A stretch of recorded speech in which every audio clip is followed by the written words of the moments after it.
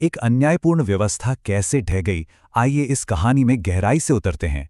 हम बात कर रहे हैं उस चिंगारे की जिसने पूरे साम्राज्य को जलाकर राख कर दिया, फ्रांसीसी क्रांति।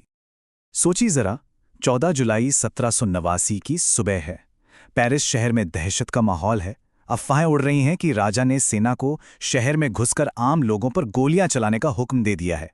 इसी डर के मारे करीब 7,000 मर्द और औरतें टाउन हॉल के सामने जमा होते हैं और तय करते हैं कि वे अपनी एक सेना बनाएंगे, एक जनसेना। और उनका मकसद बस हथियार ढूंढना, ताकि वे अपना बचाव कर सकें। और इन्हीं हथियारों की तलाश में गुस्साई भीड़ पेरिस के पूर्वी हिस्से की तरफ बढ़ जाती है।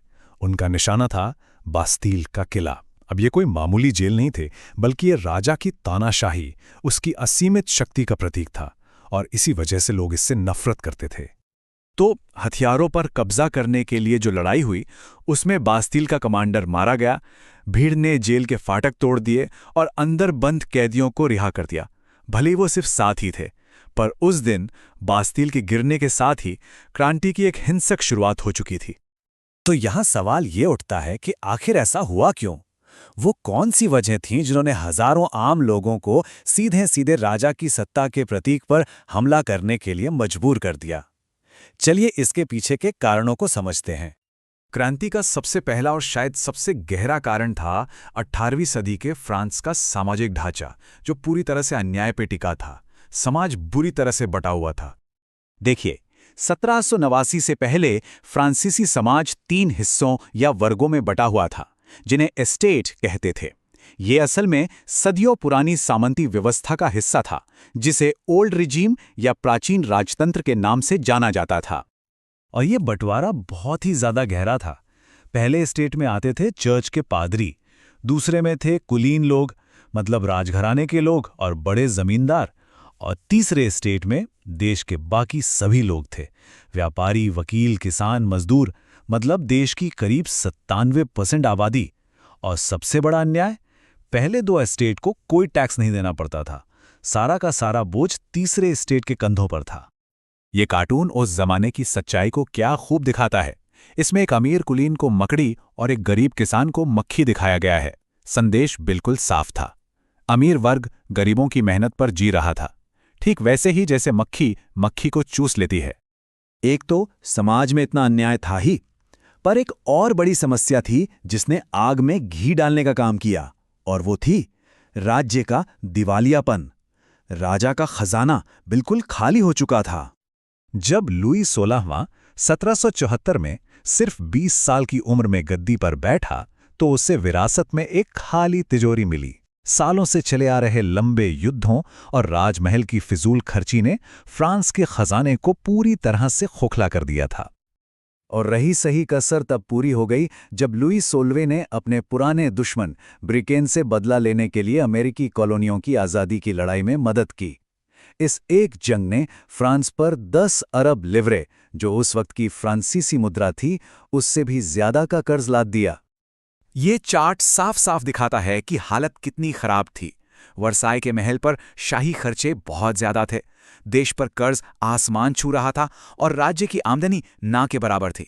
हालत इतनी खराब थी कि सरकार अपने बजट का एक बहुत बड़ा हिस्सा तो सिर्फ कर्ज का ब्याज चुकाने में ही खर्च कर रही थी।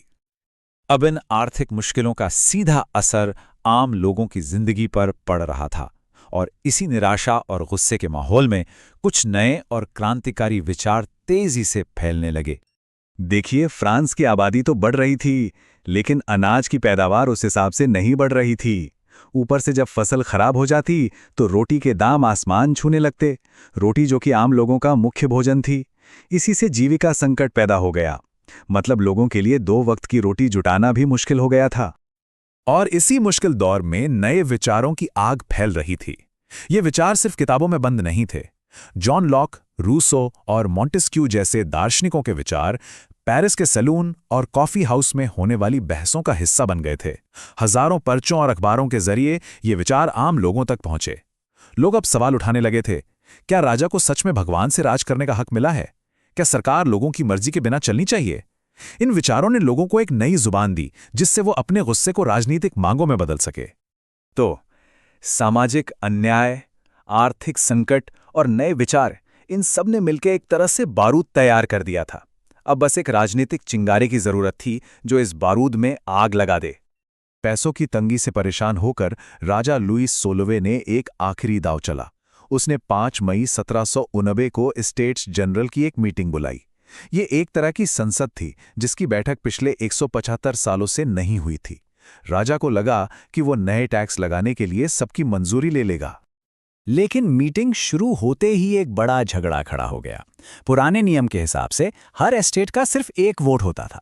इसका मतलब ये था कि पादरी और कुलीनबर्ग, जो पहले 2 एस्टेट थे, वो हमेशा मिलकर तीसरे एस्टेट को 2-1 से हरा सकते थे। तीसरे एस्टेट ने मांग की कि अब हर सदस्य का अपना एक वोट होना चाहिए, लेकिन राजा ने ये मांग ठुकरा दी। राजा के इस फैसले के विरोध में तीसरे एस्टेट के प्रतिनिधि सभा से बाहर आ गए। 20 जून को वे पास के ही एक इंडोर टेनिस कोर्ट में जमा हुए। वहां उन्होंने खुद को नेशनल असेंबली घोषित किया और एक ऐतिहासिक शपथ ली। उन्होंने कसम खाई कि वे तब तक यहां से नहीं हटेंगे जब तक फ्रांस के लिए एक नया संविधान नहीं बना लेते, एक ऐसा संविधान जो राजा की शक्तियों पर लगाम लगाएगा। ये सीधे सीधे राजा की सत्ता को एक खुली चुनौती थी। असल में यही थी राजनैतिक क्रांति। टेनिस कोर्ट की शपथ एक शांतिपूर्ण लेकिन बहुत बड़ा विद्रोह था, और कुछ ही हफ्तों बाद जो बास्तिल पर हमला हुआ वो इसी राजनीतिक टकराव का एक हिंसक रूप था। इसके बाद तो घटनाएं बहुत तेजी से घटी। मई में एस्टेट्स जनरल की बैठक से लेकर अगस्त में सामंती व्यवस्था के खात्मे तक कुछ ही महीनों के अंदर फ्रांस का सदियों पुराना ढांचा पूरी तरह से चरमरा गया। क्रांति की शुरुआत तो स्वतंत्रता, समानता और भाईचारे जैसे महान आदर्शों के साथ हुई थी, लेकिन बहुत जल्द ही ये शक, डर और आतंक के एक भयानक दौर में बदल गई। और ये हमें एक बहुत ही जरूरी सवाल पर सोचने को मजबूर करता है कि आखिर आज़ादी के लिए शुरू हुई एक लड़ाई कैसे अपने ही बच्चों को निगल सकती है।